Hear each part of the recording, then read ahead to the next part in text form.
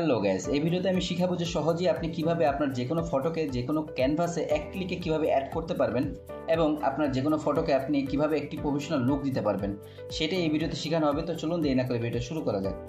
তাহলে আমরা প্রথমেই চলে আসবো প্লে স্টোরে আসার পর এখান থেকে সার্চ বারে সার্চ করবো লুমি লিখে সার্চ করলেই দেখবেন যে লুমি অ্যাপ্লিকেশন, যে ফটো এডিটর লুমি অ্যাপ্লিকেশন, এটা চলে আসছে।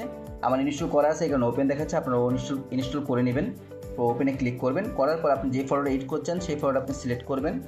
করার পর আপনি কিন্তু সরাসরি গ্যালারিতে চলে আসবে ফটোটা। আসার পর এখান থেকে আপনি সরাসরি চলে যাবেন হলো ইফেক্টে আসার পর আপনারা এখান থেকে লাইটিংয়ে চলে যাবেন। লাইটিংয়ে চলে যাওয়ার পর একদম শেষে স্ক্রল করলে দেখবেন এটা আসার পর L08, এই যে L08 এই ইফেক্টে চুজ করবেন।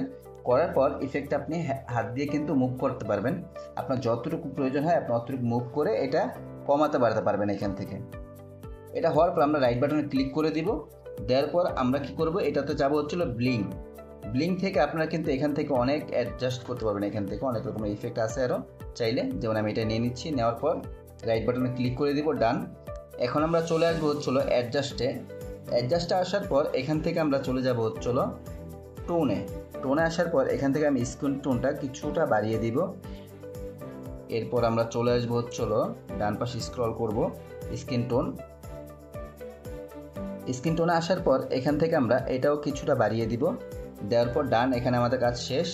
এখন আমরা চলে আসবো হচ্ছিলো HCL এ। আমরা গায়ের যে পোশাকটা আছে এটার কালারটা কিছুটা ব্রাইট করে দিব। করে দেওয়ার পর ডান, এখন আমাদের এখানে কাজ শেষ।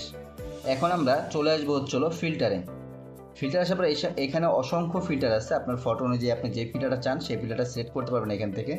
আমি জাস্ট এখান থেকে ফ্রেশ টু এটা অ্যাড করছি। এখান থেকে কিন্তু আমরা অ্যাডজাস্ট করতে পারবো কালারটা। এটা কিন্তু আমাদের ফটোর কালারটা ফুল ইমপ্রুভ করে দিবে। তো আমাদের কাজ কিন্তু ফিল্টার এখানে শেষ। এখানে আরও অনেক ফিল্টার আছে, আমি এগুলো অ্যাডজাস্ট করতেছি না, এগুলো কাজ আমাদের শেষ।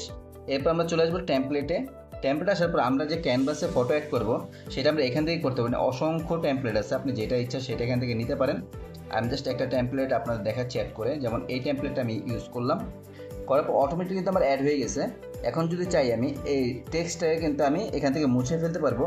তাছাড়া আমি যদি কিছু লিখতে চাই, যেমন এখানে যদি আমি কিছু লিখতে চাই, ডাবল ট্যাপ করলে এখানে চলে আসবে, এখানে ফন্ট স্টাইল আসবে, এখানে কিবোর্ড, আপনি যেটা লিখতে চান এখানে সেটা লিখতে পারবেন। যেমন আমি সাপোজ একটা নাম লিখে দিচ্ছি, যেমন আমার নাম লিখে দিচ্ছি রায়হান। এখান থেকে যদি আমি কোনো ফন্ট নিতে চাই, এখানে অনেক ফন্ট আছে, আপনি এখান থেকে অসংখ্য ফন্ট আছে, আপনি যেটা ইচ্ছা সেটা কিন্তু এখান থেকে নিয়ে নিতে পারবেন। তারপর রাইট বাটনে ক্লিক করলে কিন্তু আপনার ফন্ট অ্যাড হয়ে যাবে। তাছাড়া আপনি কালার তো চাইলে এখান থেকে কালারও সিলেক্ট করতে পারবেন। তো আমি আপাতত এই ফন্ট চাচ্ছি না, ফন্টটা রিমুভ করে দিলাম। এখান থেকে আপনি কিন্তু এই যে উপরে যে ইফেক্টটা আপনি এটাও কিন্তু মুভ করতে পারবেন চাইলে, অথবা আপনি যদি বাদ দিতে চান এটা সেটাও বাদ দিয়ে দিতে পারবেন এখান থেকে। তাছাড়া আপনি যদি এই যে পিছের যে ফটোটা এটাও রিমুভ করছেন এটাও কিন্তু এখান থেকে মুভ করতে পারবেন। তাহলে আপনারা আশা করি এতটুকু বুঝতে পারছেন যে আপনি ক্যানভাসে কীভাবে আপনার ফটোকে আপনি অ্যাড করতে পারবেন।